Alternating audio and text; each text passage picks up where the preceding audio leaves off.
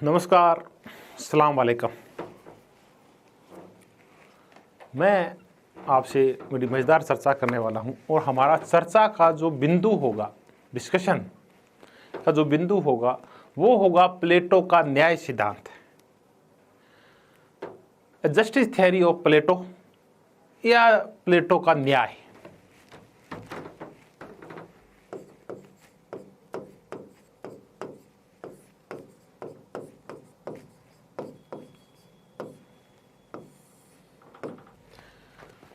देखिए, पहला क्वेश्चन जो तैयार होता है, छोटी छोटी चर्चाएं करते हैं, कुछ तथ्यात्मक चीजें देखते हैं।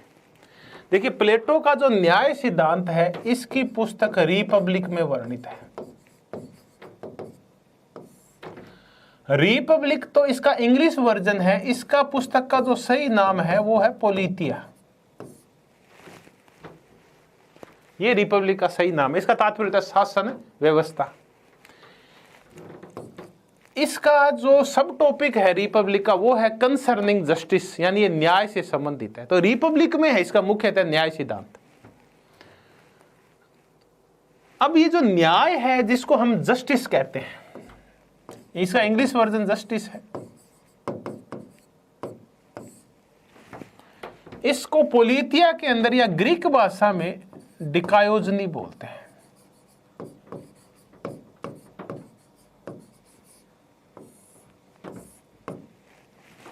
जैसे मैं डिकायोजनी होती है अच्छाई, नैतिकता, नीति परायणता। तो आपका जीवन अगर सद्गुणी है, नैतिक है, अच्छाइयों से भरपूर है, एथिकल है आपका जीवन, तब आप डिकायोजनी है। यानी यहां जो न्याय है प्लेटो का वो विधिक न्याय नहीं है बल्कि नैतिक न्याय है। वो न्याय नहीं जो आपको कोर्ट में मिलता है। जब सनी देओल दामिनी में ये कहता है कि तारीख पे तारीख, तारीख पे तारीख, तारीख पे तारीख, ये नहीं चलेगा जज साहब, तो हम इस न्याय की चर्चा नहीं कर रहे हैं। यहां न्याय का तात्पर्य है अच्छाई, नीतिपरायणता, नैतिकता, पर सेवा, ऐसे कुछ भाव है ना। ये सारे भाव समाहित होते हैं डिकायोजनी में। तो हम देखें कि जस्टिस नहीं लिखा हुआ है बल्कि लिखा हुआ है डिकायोजनी। तो ये जो प्लेटो का न्याय है ये विधिक न्याय नहीं है, कानूनी न्याय नहीं है कि जहां आप कोर्ट में गए और कोर्ट में आपको न्याय मिला। ये वाला वो नहीं है जो जब हथौड़ा मारता है साइलेंट साइलेंट साइलेंट, ये जज वाला वो नहीं है। इसका तात्पर्य है ये सामाजिक न्याय भी नहीं है। सोशल जस्टिस जिसकी आजकल हम चर्चा करते हैं कि समाज के सभी वर्ग बराबर हैं, कोई वर्ग किसी का शोषण नहीं करेगा और सभी वर्गों की भौतिक आवश्यकताएं, उनकी गर्मियां की आवश्यकताएं पूरी की जाएगी। महिलाओं को, दलितों को आगे बढ़ाया जाएगा। जो वर्ग पीछे रह गए, आशाकृत हो गए हैं, उनके कल्याण के लिए कार्य किया जाएगा। तो ये सामाजिक न्याय भी नहीं है जिसकी आजकल बड़ी चर्चा चल रही है। सामाजिक न्याय भी नहीं है, जो कल्याणकारी राज्य की विशेषता होती है, विधिक नहीं है। तो फिर प्लेटो का न्याय कैसा न्याय है? तो देखिए, प्लेटो का न्याय है वो नैतिक न्याय है। ये नीतिगत परायणता है, ये अच्छाई है, ये सद्गुण है। तो ये है न्याय, प्लेटो का न्याय। ये है, ये नहीं है। तो क्वेश्चन जो तैयार हुआ वो रिपब्लिक का पर्याय पोलिटिया है, जस्टिस का पर्याय डिकायोजनी है। और पोलिटिया का मुख्य उद्देश्य डिकायोजनी की स्थापना कैसे की जाए, एक नीति परायण राज्य कैसे बनाया जाए, एक अच्छा सद्गुणी लोग बना के, उन वर्ग बना के, वर्गों से राज्य कैसे बने, इसी की व्याख्या की गई है। तो इस हम नैतिक और एथिकल न्याय की हम चर्चा शुरू करते हैं। देखिए, प्लेटो अपना जब न्याय सिद्धांत देता है उससे पहले सोफिस्टों के न्याय सिद्धांत की आलोचना करता है। विभिन्न सोफिस्ट विचारक हैं, वो उसके गुरु सुकरात के यहाँ चारों ओर खड़े हुए हैं और द्वंद्व करते हैं। ये सेफाल्स है, ये पोलीमार्पस है, ये थ्रेसीमैक्स है। और थ्रेसीमैक्स तो इतना बड़ा सोफिस्ट था कि वो तो बहस करने के लिए जब आता था सुकरात से तो वो तो पैसे भी लिया करता था, वो बगैर पैसे के बहस नहीं किया करता था। तो अब अपन चर्चा शुरू करते हैं, प्लेटो के न्याय सिद्धांत को अपन समझना शुरू करते हैं।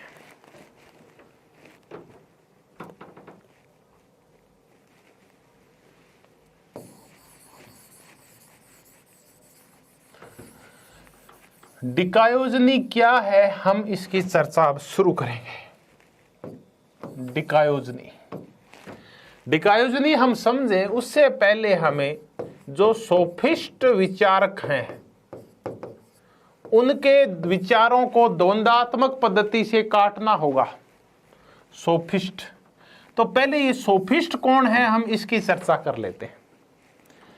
देखिए, एथेंस में एक शासक आया पेरिकलीज,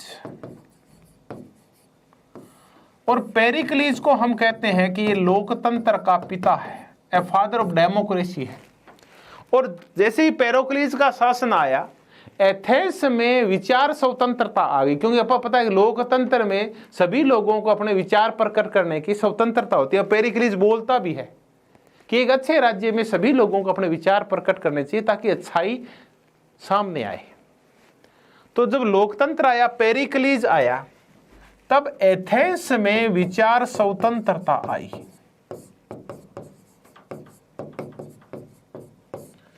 इस विचार स्वतंत्रता के तहत वहां एक नया वर्ग पैदा हुआ, एक सोफिस्ट। ये वर्ग कह लीजिए, कुल मिला के सोफिस्ट बाहर से आए हुए वो व्यक्ति थे, मैटिक्स थे। देखिए, खुद एथेंस वासी अपने आप को हेलेनिक बोलते थे, और जो बाहर से आते थे उनको मैटिक्स कहा जाता था। यानी ये सोफिस्ट थे, ये मैटिक्स थे, बाहर से आए हुए विद्वान थे, जो एथेंस में तब आए जब वहां लोकतंत्र आया, पेरिकलीज आई, विचार स्वतंत्रता आई। ये मैटिक्स थे, ये मान लीजिए गुमंतु थे, ये गुमंतु प्रोफेसर थे, जो पैसे के बदले एथेंस के युवाओं को तर्क करना सिखाते थे। क्योंकि अपने को पता है कि लोकतंत्र में तर्क बड़े जरूरी होते हैं, और जो व्यक्ति जितने अच्छे तर्क करता है, दूसरों की बातों को जितना ज्यादा काटता है, वो व्यक्ति लोकतंत्र में शासन की सीढ़ियां उतनी ही तेजी से आगे बढ़ता है। तो चूंकि एथेंस में लोकतंत्र आ गया है, तो तर्क का महत्व बढ़ गया है। तो इसी तर्क को सिखाने के लिए वहां जो घूमने वाले प्रोफेसर्स थे, सोफिस्ट विद्वान थे, वो तर्क करना सिखाते थे पैसे के बदले में।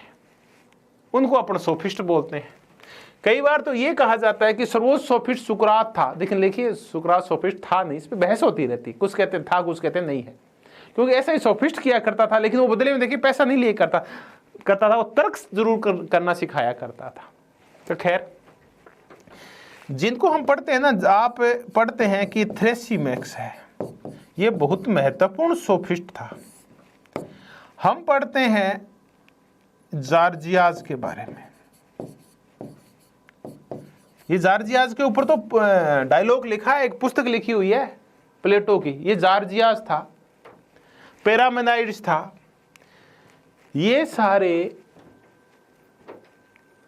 आपके ये है, क्या बोलते हैं इनको, सोफिस्ट विचारक हैं। और ऐसा ही एक जो सोफिस्ट विचारक था, बड़ा महत्वपूर्ण है, जिसकी हम चर्चा करते हैं, प्रोटागोरस। थ्रेसिमेक्स, जॉर्जियास, प्रोटागोरस। ये प्रोटागोरस भी सोफिस्ट ही था।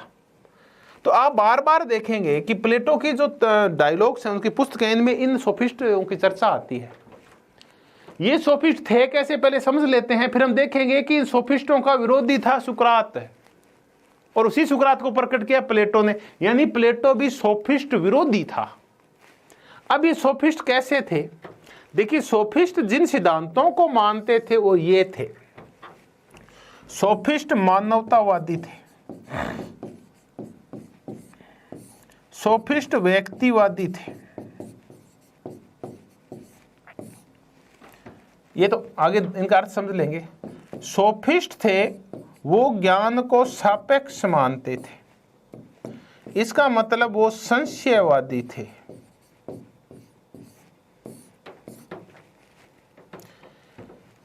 ये थे सोफिस्ट। ये जो सोफिस्ट थे, ये कहते थे कि राज्य है वो कृत्रिम है, वो थे सोफिस्ट।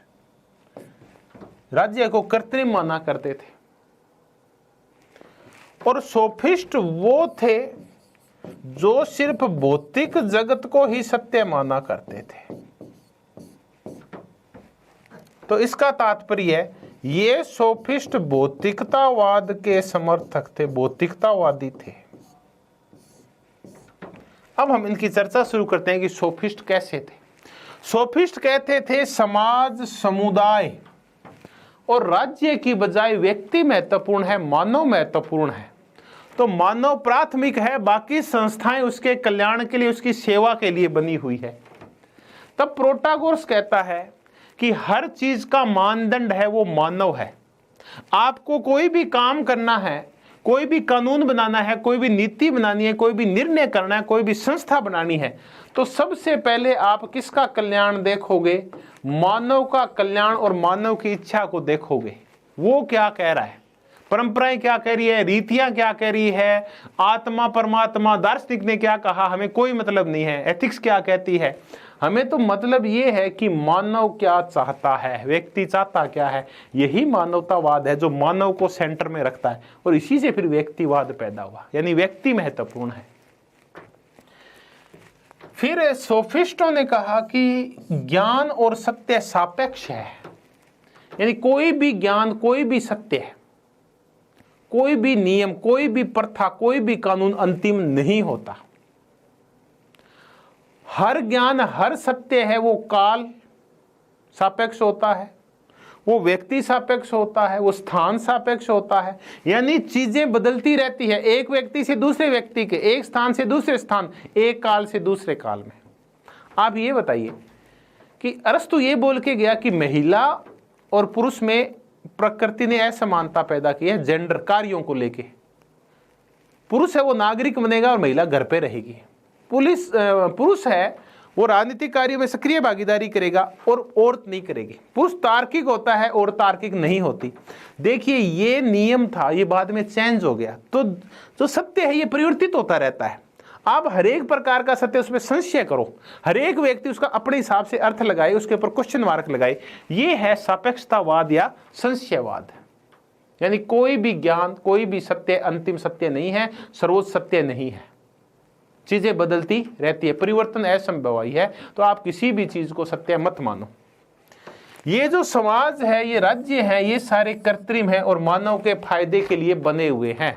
इनका आविष्कार किया गया है, ये प्राकृतिक नहीं है। मानव ने अपने कल्याण के लिए, अपनी सुविधा के लिए इनका निर्माण किया है। सुविचारित आविष्कार है राज्य, ये कहना है सोफिस्टों का। और इसी को बाद में सामाजिक समझौतावादियों ने आगे बढ़ाया, इसको उदारवादियों ने आगे बढ़ाया, इसको पोस्ट मॉडर्निस्ट ने आगे बढ़ाया। देखिए कितनी मजेदार बात है कि व्यक्तिवाद को आधुनिक समय में उदारवाद ने आगे बढ़ाया। तो सोफिस्ट कम नहीं है, सोफिस्ट देखिए कितने महत्वपूर्ण है। सापेक्षवाद और संशयवाद को पोस्ट मॉडर्निस्ट है, ये जैक्स दरिंदा, मिशेल फूको, लियोटार्ड, बोद्रियार्ड, जिनको हम उत्तराधुनिकतावादी बोलते हैं,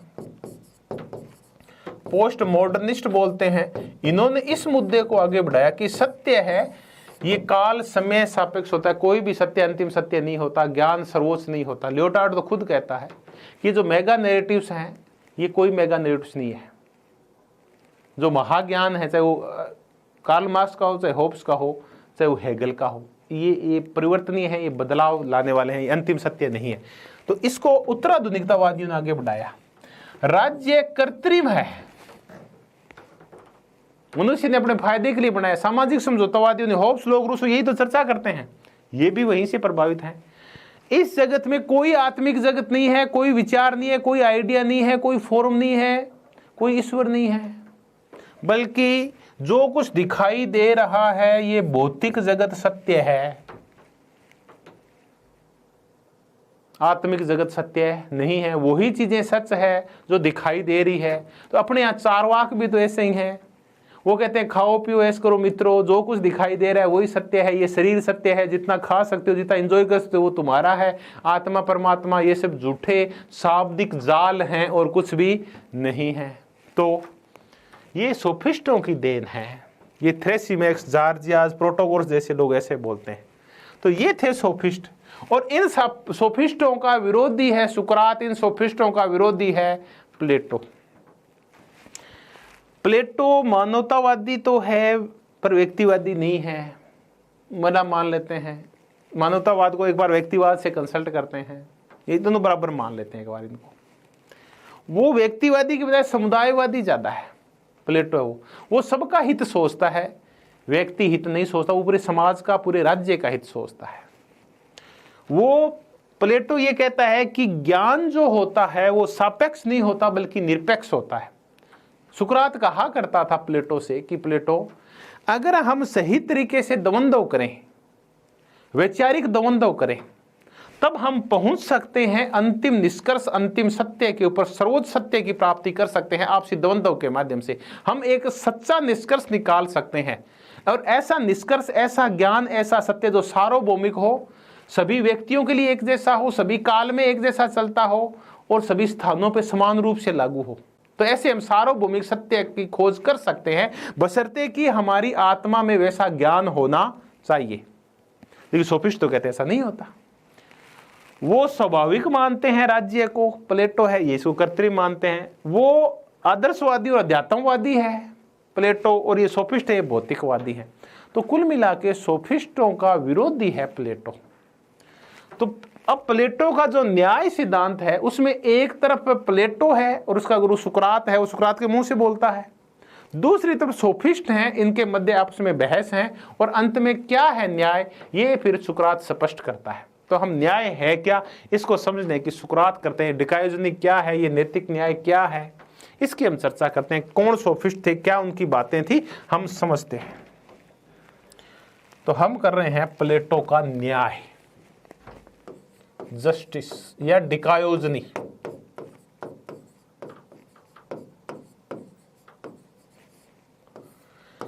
प्लेटो अपनी न्याय सिद्धांत की स्थापना करे, निष्कर्ष निकाले, उससे पहले जो बहस चलती है वो ये चलती है। वो पहले जो सोफिस्ट हैं उनके विचारों को काटा जाता है। देखिए, सोफिस्टों में पहला जो आया वो न्याय का परंपरागत सिद्धांत है। देखिए, आप ध्यान रखें, ये परंपरागत सिद्धांत है न्याय का। दूसरा जो सिद्धांत आया वो है न्याय का आमूलवादी सिद्धांत, आमूल परिवर्तनवादी सिद्धांत, या इसको अपना रेडिकल बोलते हैं इंग्लिश में, a radical theory of justice. न्याय का आमूलवादी सिद्धांत है, ये देखिए, न्याय का आमूलवादी सिद्धांत। और फिर हम एक और सिद्धांत करेंगे न्याय का, और ये होगा न्याय का यथार्थवादी, रियलिस्टिक यथार्थवादी सिद्धांत। न्याय का यथार्थवादी सिद्धांत है। अब ये सिद्धांत क्या है, हम चर्चा की शुरुआत करते हैं। परंपरागत सिद्धांत के समर्थक पूछ लेते हैं कौन कौन है, तो सेफालस है और उसका बेटा है पोलीमार्पस।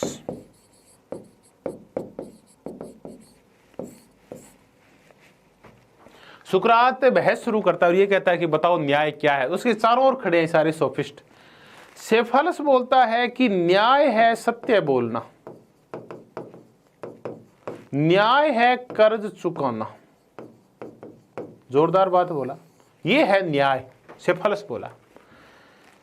सुकरात बोला, अच्छा सेफालस, तो ये बता कि तेरे घर में एक व्यक्ति छुप गया भागता हुआ, और तेरे को पता है कि उस व्यक्ति के पीछे कुछ गुंडे पड़े हुए हैं जो मारना चाहते हैं उसको, और वो व्यक्ति है वो सच्चा है, और उस सच्चाई की वजह से उस व्यक्ति को अपनी जान देनी पड़ेगी।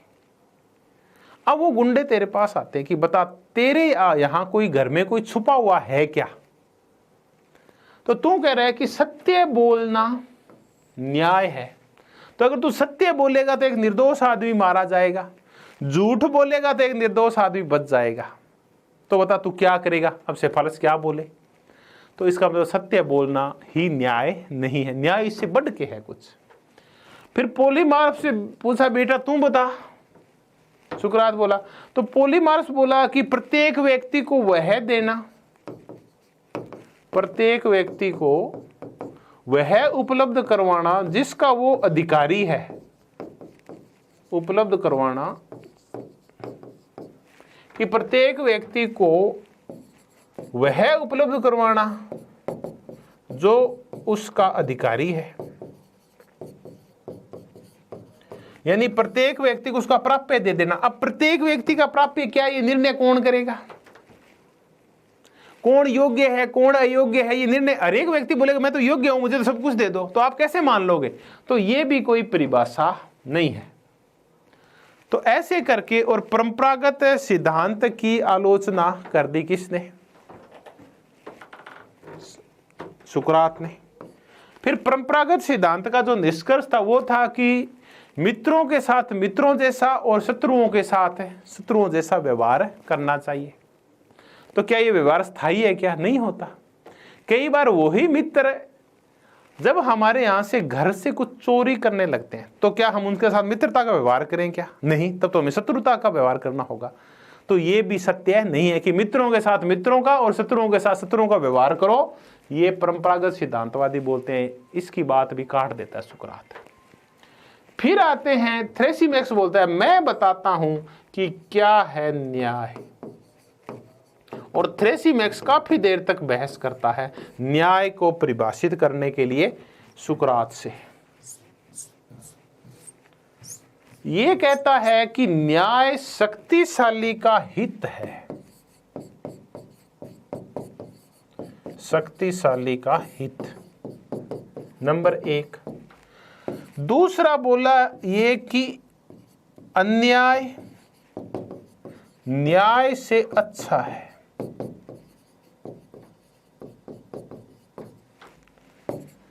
जो शक्तिशाली कह दे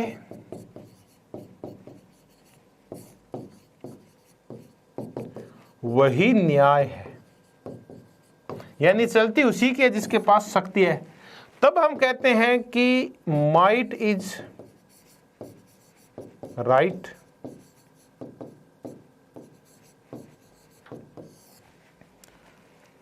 जो राजा कह दे वही न्याय, जो ताकतवर कह दे वही न्याय। तो हम देखें कि न्याय वही है, कानून वही है, नियम वही है जो कौन कह दे? शक्तिशाली। कमजोर व्यक्ति क्या करते हैं? इस शक्तिशाली से डरते हैं, इसलिए जो कुछ वो निर्धारित कर देता है वही न्याय है। तो न्याय की जो परिभाषा है ये कोई निश्चित परिभाषा नहीं है, बल्कि शक्तिशाली ने जो कुछ डिसाइड कर दिया वो न्याय है।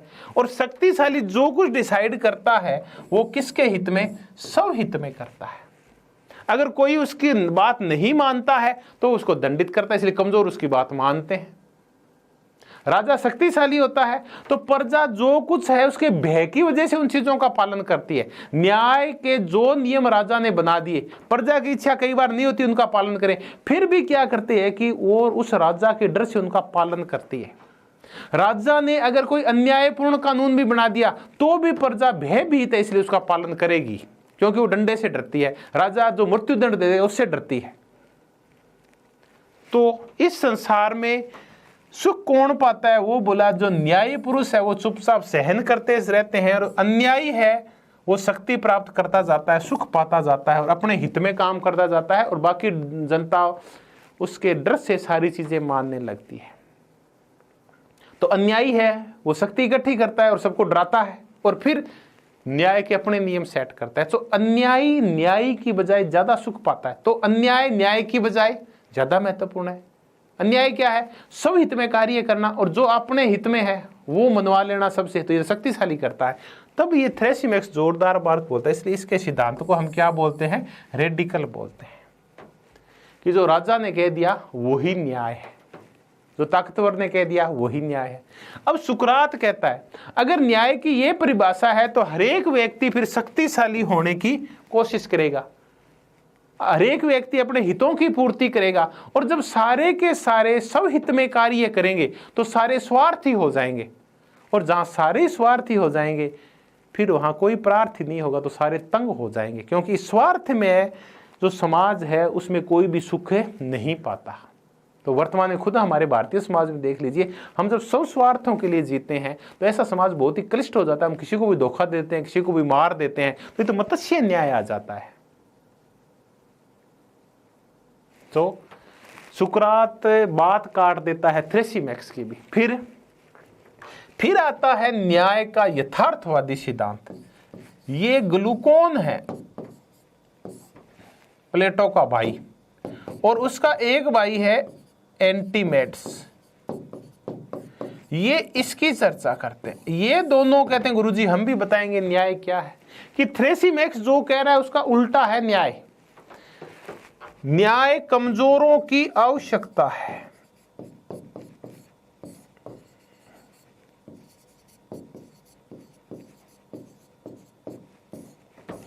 कमजोर व्यक्ति अपने हितों के लिए मिलके और न्याय का निर्धारण करते हैं। तो न्याय है कमजोरों की सहायता करना, न्याय है गरीब की सहायता करना,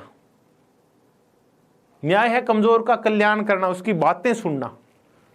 तो जो नियम है इस समाज में वो शक्तिशालियों के लिए नहीं बल्कि कमजोरों के लिए बने हुए हैं।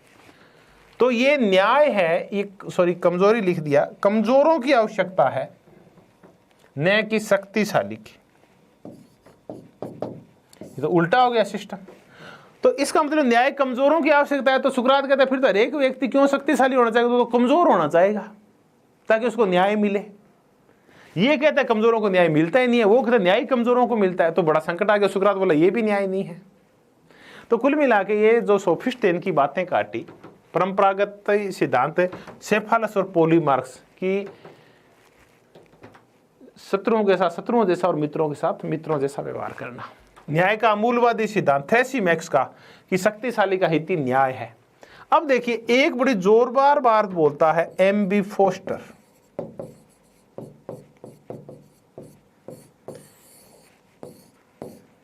एम.बी. फोस्टर ने वेस्टर्न पॉलिटिकल फिलोसफी की किताब लिख रखी है, master of political thought, Plato to Machiavelli. Masters of political thought, Plato to Machiavelli.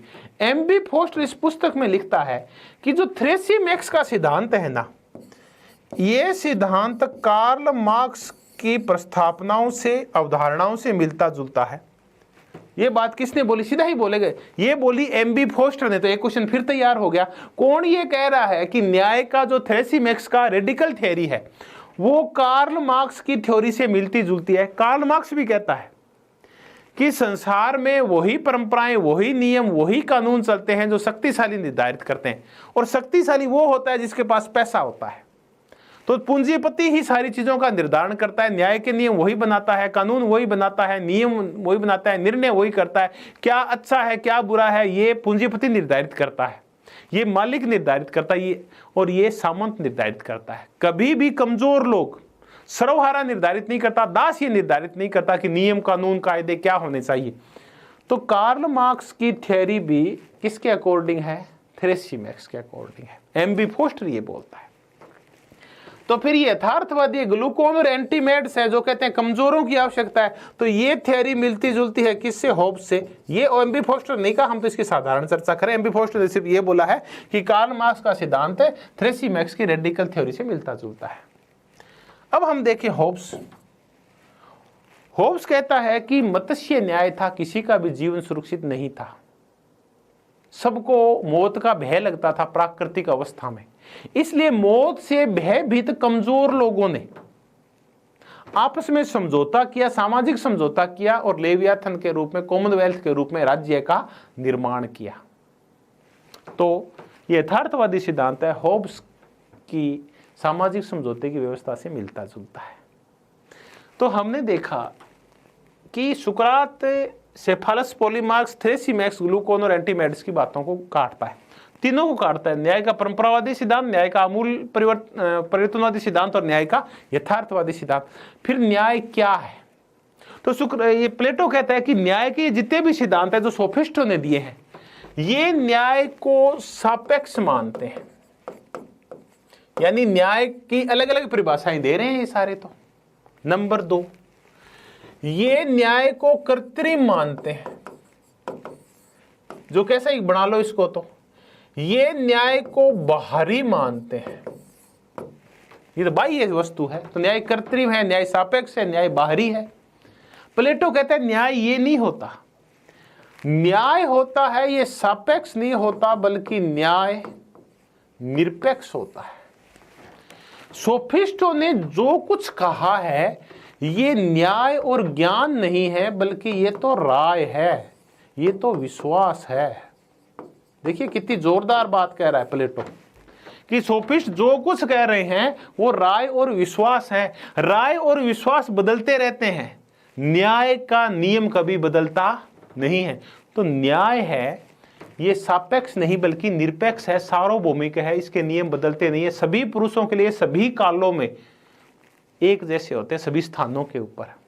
जबकि सोफिस्ट हैं, इनके जो चीजें हैं ये सापेक्ष हैं, ये राय हैं और ये विश्वास है। राय और विश्वास बदलते रहते हैं, आपके विश्वास बदल जाते हैं। हो सकता है कि आप जब आर्य समाज को पढ़ते हैं तो आपको बहुदेववाद के बारे में आपके विश्वास बदल जाते हैं। उससे पहले हो सकता है आप सैकड़ों देवी देवताओं की पूजा करते हो। आपकी राय जब दूसरे से चर्चा परिचर्चा करते हैं, ज्ञान बढ़ता है तो आपकी राय बदल जाती है। कई बार हो सकता है कि आप कभी सामंतवाद को पसंद करते थे और आपकी राय बदल गई, आप लोकतंत्र को पसंद करने लगे। तो ये तो चीजें बदलती रहती है, वो सापेक्ष होती है। जबकि न्याय के नियम हर काल में सेम रहते हैं, ये बदलते नहीं है, ये तो निरपेक्ष होते हैं। तो ऐसे करके और कुछ निरपेक्ष नियमों की खोज करता है कौन? प्लेटो। तो वो निरपेक्ष नियम क्या हैं, हम उनकी चर्चा करते हैं। तो न्याय सापेक्ष नहीं है, न्याय कृत्रिम नहीं है, न्याय बाहरी नहीं है, न्याय राय और विश्वास नहीं है, क्योंकि ये तो सापेक्ष होते हैं तो बदलते रहते हैं। जबकि न्याय के नियम बदलते नहीं हैं, ये सभी कालों में, सभी परिस्थितियों में, सभी के लिए समान रहते हैं। तो फिर न्याय है क्या?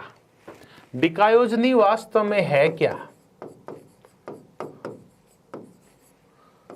तो फिर प्लेटो कहता है कि न्याय निरपेक्ष है, नंबर 1, यानी ये सार्वभौमिक है, बदलता नहीं है। सार्वभौमिक होता है यूनिवर्सल, सब जगह यही लागू होते हैं, ये नियम लागू होंगे। न्याय मन की आदत है। देखिए कितनी जोर बात कर रही, मन के अंदर पाया जाता है। न्याय मन की आदत है, न्याय आत्मा के अंदर की वस्तु है, बाहरी वस्तु नहीं है, बल्कि ये कहां पाई जाती है? आत्मा के अंदर पाई जाती। अब अपने बहस शुरू हो गई कि न्याय आत्मा के अंदर की वस्तु है। बड़ी जोरदार बात है। तो न्याय को समझना होगा, डिकायोजनी को समझना होगा, तो हमें सबसे पहले आत्मा को समझना होगा कि आत्मा क्या है। देखिए प्लेटो कहता है कि एक व्यक्ति के शरीर में 3 चीजें पाई जाती है, यानी व्यक्ति में 3 चीजें पाई जाती है। एक व्यक्ति में बुद्धि पाई जाती है, यानी 3 अंग होते हैं शरीर के। एक संकल्प पाया जाता है और एक बुभुक्षा पाई जाती है, भूख पाई जाती है या इच्छा पाई जाती है या वेदना पाई जाती है, आप कुछ भी नाम ले लें। एक शरीर में ये 3 चीजें होती है, बुद्धि, संकल्प, बुभुक्षा, यानी भूख। 3 चीजें होती है शरीर में।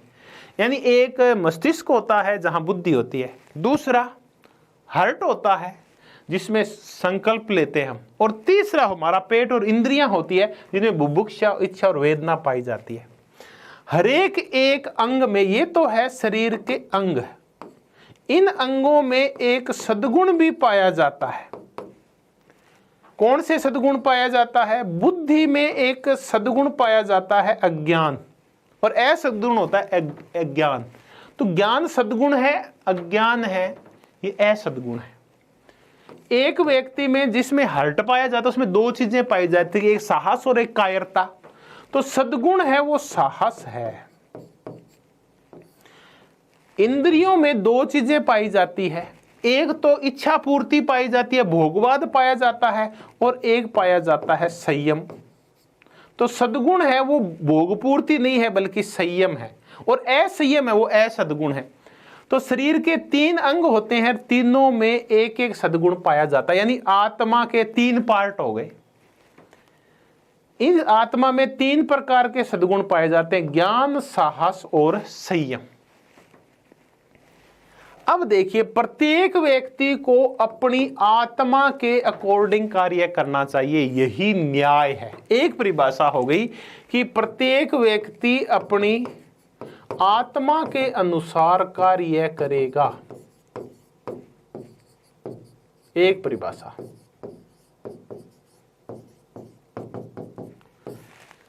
अब अपन भारतीय संदर्भ में चलते हैं। ऐसे ही हमारे यहां भी पाया जाता है। हम कहते हैं कि आत्मा, एक व्यक्ति तीन प्रकार के होते हैं। एक वो जो सतोगुणी होते हैं, दूसरे रजोगुणी होते हैं और दूसरे तमोगुणी होते हैं। यानी एक आत्मा में सत्वगुण, रजोगुण और तमोगुण, तीन गुण पाए जाते हैं एक व्यक्ति में। तो प्रत्येक व्यक्ति को इन गुणों के अकॉर्डिंग कार्य करना चाहिए। जिस व्यक्ति में सत्वगुण पाया जाता है उसको ब्राह्मण बनना चाहिए, ज्ञान प्राप्त करना चाहिए। रजोगुण, रज होता है लाल, लाल होता है खून जो हिंसा से पैदा होता है।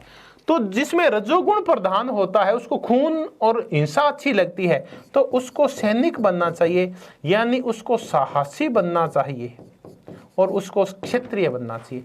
तमोगुण, तमोगुण होता है इंद्रिय भोग पूर्ति, जो इंद्रियों की भूख से शरीर को ही सच मानता है और भोगवाद में पड़ा रहता है, वो तमोगुणी होता है। ये होते हैं, ये वैश्य टाइप लोग होते हैं।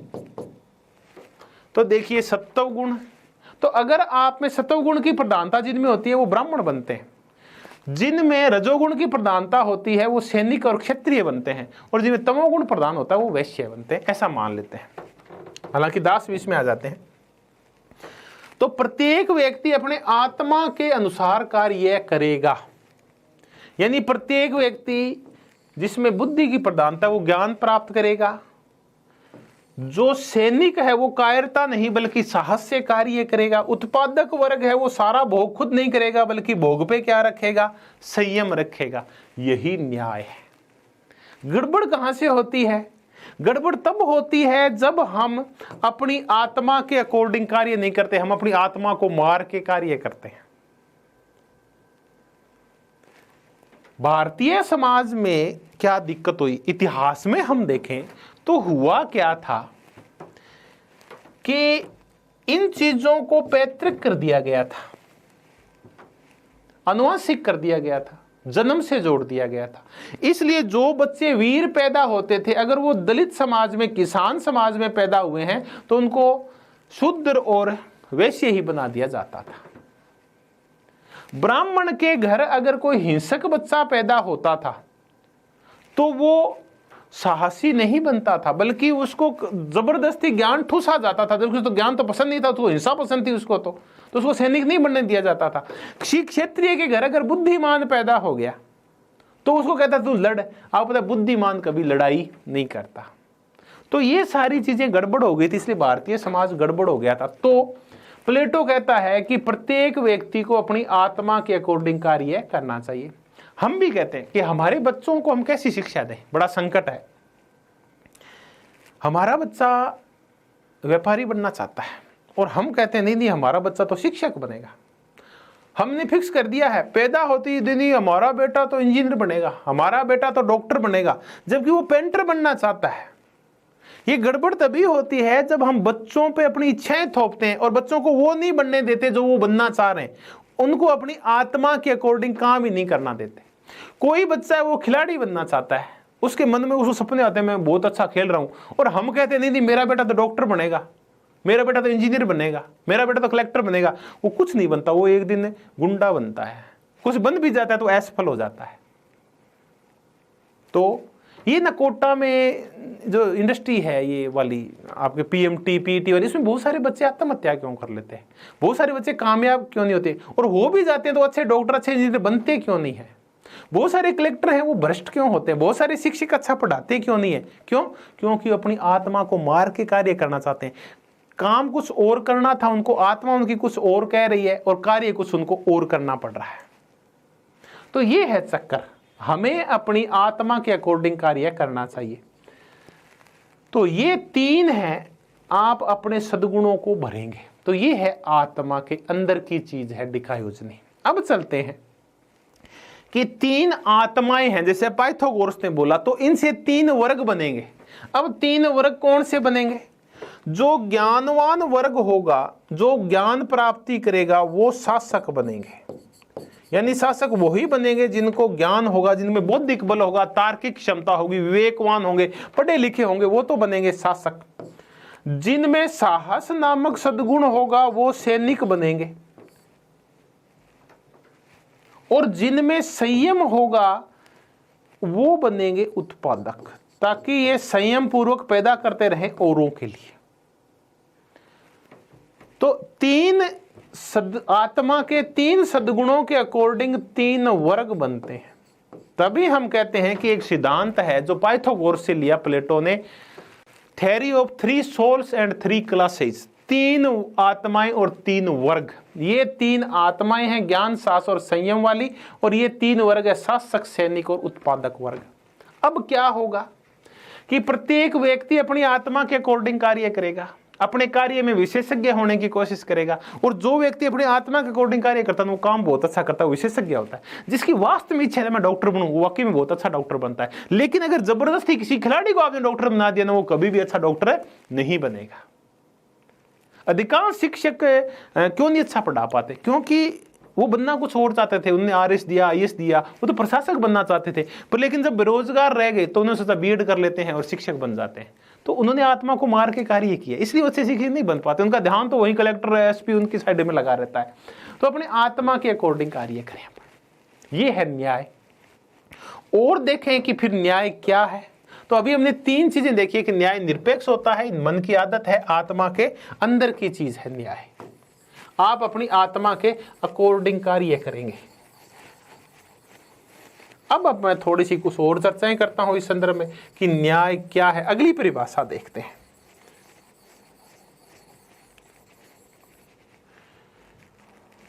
कि न्याय है कार्य विशेषीकरण। न्याय है कार्य विभाजन। न्याय का तात्पर्य है उचित केंद्र, यानी आप अपने केंद्र में स्थित रहेंगे, बाहर जाएंगे नहीं, परिधि पार नहीं करेंगे आप अपनी। ये है न्याय। प्रत्येक व्यक्ति अपना कार्य करेगा, दूसरे व्यक्ति के कार्य में हस्तक्षेप नहीं करेगा, अपनी मन की आदत आत्मा के अकॉर्डिंग कार्य करेगा। प्रत्येक वर्ग अपना कार्य करेगा, दूसरे वर्ग के कार्य में हस्तक्षेप नहीं करेगा। ये है कार्य विशेषीकरण। तब एक परिभाषा बनती है कि प्रत्येक वर्ग अपना कार्य करेगा और दूसरे के कार्य में हस्तक्षेप नहीं करेगा। चलिए अब इसकी चर्चा करते हैं। एक व्यक्ति एक कार्य, एक वर्ग एक कर्तव्य है। एक व्यक्ति एक काम करेगा अपनी आत्मा के अकॉर्डिंग। ज्ञानी है, बुद्धि है तो ज्ञान वाला काम करेगा, सैनिक बनेगा या उत्पादक बनेगा, आत्मा पहचान लो अपनी। और प्रत्येक वर्ग अपना कार्य करेगा, दूसरे के कार्य में हस्तक्षेप नहीं करेगा। जो शासक होगा वो अपना कार्य करेगा, सैनिक है वो अपना कार्य करेगा, और उत्पादक है वो अपना कार्य करेगा। शासक का कार्य है निरंतर ज्ञान की प्राप्ति करते हुए परहित में शासन करना। सैनिक का कार्य है साहस पूर्वक अपनी जनता की रक्षा करना, और उत्पादक का कार्य है कि इन दोनों वर्गों के लिए और बाकी सब के लिए संयम पूर्वक उत्पादन करना। यह नहीं है कि सारा भोग मैं ही कर लूं, बल्कि औरों के लिए पैदा करना। इसमें तीनों वर्ग जब अपना अपना कार्य करते हैं तो वहां होता है न्याय। और जैसे ही ये दूसरों के कार्य में हस्तक्षेप करते तो न्याय पैदा हो जाता है। तो अपना अपना कार्य करें और अपने कार्य में विशेषज्ञ बन जाएं। राजा पढ़ता लिखता रहे, सैनिक साहसी होते रहें, उत्पादक संयम पूर्वक चलते रहें। ये कार्यों का कर दिया गया विभाजन। प्रत्येक व्यक्ति अपना कार्य करेगा, वर्ग अपना कार्य करेगा, उचित केंद्र में रहेगा, अपने परिधि को पार नहीं करेगा। गड़बड़ वहां से होती है, अन्याय कब आता है? जब शासक क्या करता है, शासक उत्पादक वाले गुणों की तरफ बढ़ने लगता है, ज्ञान को छोड़ के, और वो जब बुभुक्षा उसमें पैदा हो जाती है तब गड़बड़ होती है। तब वो चीजों को इकट्ठा करना शुरू कर देता है। जब ये सैनिक सैन्य कार्य के साथ साथ और कहां सेव करने लगता है, शासन कार्यों में, तब ये क्या करता है, ये इसका मूल है कि ये हिंसक होता है, तो ये ना शासक बनता है तो बहुत हिंसा फैलाता है। अगर उत्पादक को आपने क्या बना दिया, शासक बना दिया, तो उत्पादक के अंदर एक बुभुक्षा होती है, भूख होती है, इंद्रिय पूर्ति की इच्छा होती है, सब कुछ इकट्ठा करने की इच्छा होती है। तो वो क्या करेगा, शासक बनते ही और लुटेरा बन जाएगा, और चारों 24 घंटे खजाना कैसे भरे, मेरे पास अच्छा महल कैसे हो, अच्छी रानियां कैसे हो, अच्छे गद्दे कैसे हो, स्विमिंग पूल कैसे बनाऊं, इन सब की तरफ दौड़ेगा। यानी भ्रष्टाचार होगा ऐसे राज्य में। तो प्रत्येक व्यक्ति अपना कार्य करे। अब मान लेते हैं एक ज्ञानवान व्यक्ति को आपने शासक की बजाय सैनिक बना दिया, तो लड़ने की बजाय वहां ज्ञान बांटने लगेगा, वहां युद्ध क्षेत्र में जाके तो नहीं लड़ेगा, क्योंकि वो आत्मा को समझेगा, सब में एक जैसी आत्मा दिखाई देगी तो युद्ध ही नहीं करेगा। तो देखिए प्रत्येक व्यक्ति अपना कार्य करे, उसमें विशेषज्ञ हो जाए और दूसरे के कार्य में हस्तक्षेप नहीं करे। इसलिए हम प्लेटो के न्याय सिद्धांत को कार्य विशेषीकरण या कार्य विभाजन का सिद्धांत बोलते हैं। और क्या है, तो हम छोटी सी चर्चा और करते हैं कि प्लेटो का न्याय सिद्धांत और क्या है। तब एक व्यक्ति है एम.बी. फोस्टर और दूसरा व्यक्ति है सेबाइन। सेबाइन कहता है कि न्याय वो है जो तीनों सद्गुणों को आपस में जोड़ता है, तो न्याय जोड़ने का कार्य करता है। ये एक और ही कार्य आ गया कि न्याय तो सीमेंट की तरह है जो जोड़ता है। न्याय किसको जोड़ता है, तो न्याय तीनों गुणों को आपस में जोड़ता है, ज्ञान को, साहस को और संयम को, इनको आपस में जोड़ता है और एक अच्छी आत्मा की स्थापना करता है। तो न्याय, जो व्यक्ति जितना ज्ञानी होगा, साहसी होगा, संयमशील होगा, वो उतना ही ज्यादा न्यायी होगा। तो जिस आत्मा में ये गुण ज्यादा पाए जाते हैं वो आत्मा उतनी ही ज्यादा न्यायी होती है। अब चलते हैं कि हम राज्य के संदर्भ में चर्चा करें, तो राज्य के संदर्भ में यह है कि न्याय है तीनों वर्गों को जोड़ता है। वो शासक से कहता है कि तुम परहित में शासन कर, सैनिकों से कहता है न्याय कि तुम साहसपूर्वक रक्षा करो, युद्ध करो, और उत्पादकों से कहता है कि तुम संयम पूर्वक उत्पादक करो। तो तीनों वर्ग जब जुड़ के मिलके कार्य करते हैं तब एक अच्छा राज्य बनता है, एक न्यायी राज्य बनता है।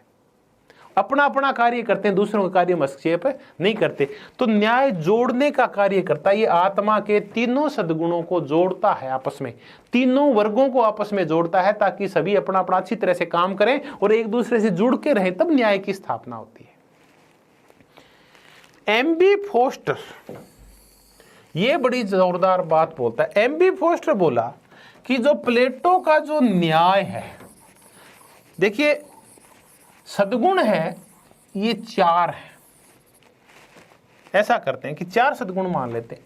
पहला जो सद्गुण है प्लेटो की नजर में वो ज्ञान है, दूसरा जो सद्गुण है प्लेटो की नजर में वो साहस है, तीसरा सद्गुण है वो संयम है, चौथा सद्गुण है लेकिन सर्वोच्च सद्गुण है वो न्याय है।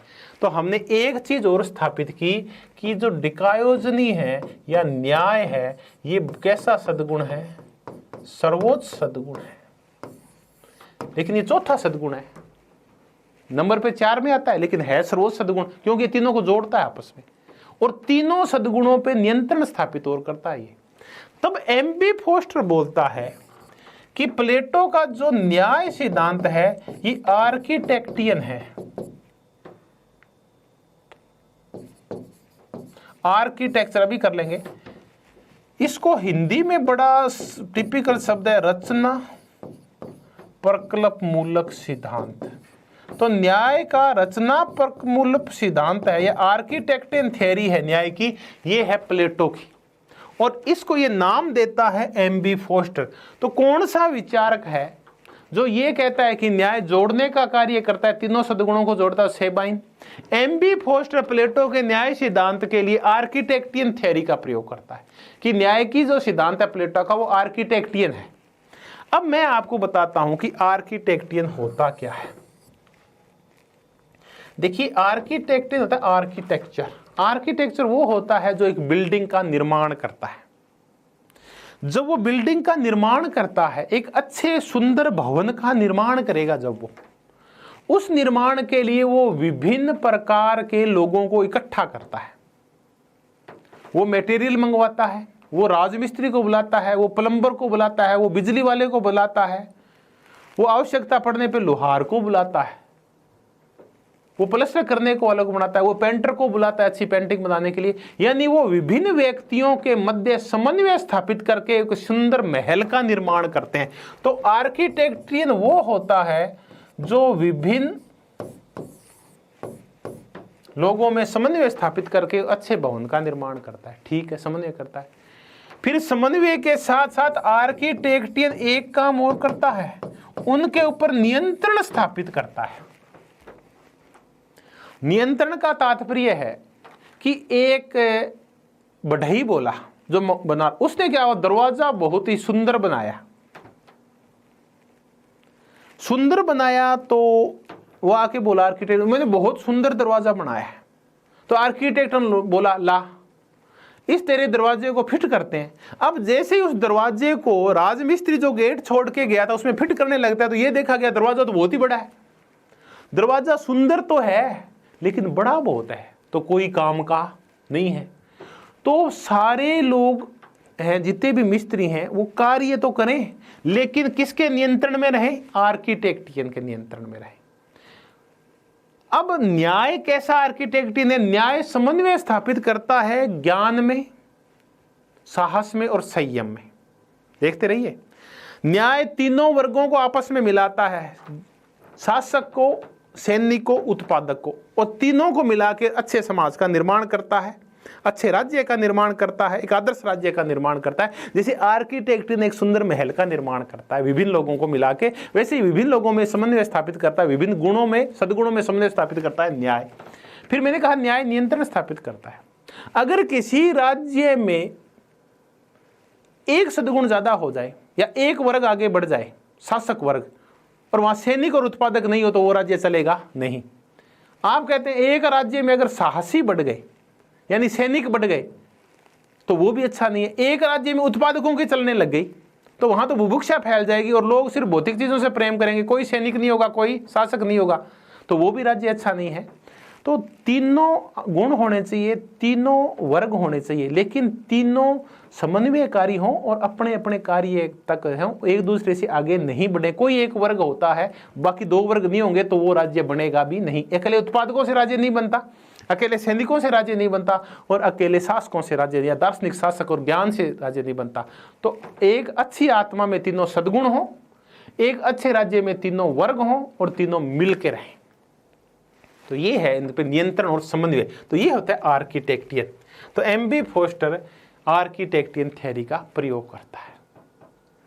अब देखें कि डिकायोजनी निरपेक्ष है, ये नैतिक न्याय है, ये मन की आदत है, ये आत्मा के अंदर की वस्तु है, ये कार्य विशेषीकरण है, प्रत्येक व्यक्ति अपना कार्य करेगा, दूसरे कार्य में हस्तक्षेप नहीं करेगा। एमबी फोस्टर कहता है ये आर्किटेक्टियन है। सेबाइन बोलता है कि ये जोड़ने का कार्य करता है। तो अब देखें, अभी अभी देखा, फिर एक और आया कि न्याय का हस्तक्षेप का सिद्धांत किसका है? न्याय का हस्तक्षेप का सिद्धांत है।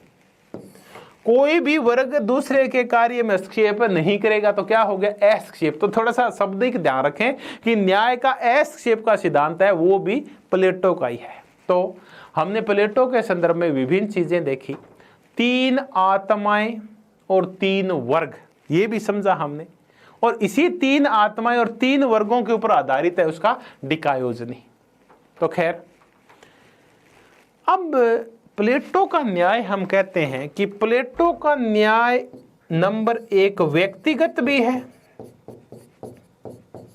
और प्लेटो का न्याय सामाजिक भी है। हम इसको समझते हैं कि प्लेटो का न्याय व्यक्तिगत कैसे है और प्लेटो का न्याय सामाजिक कैसे है।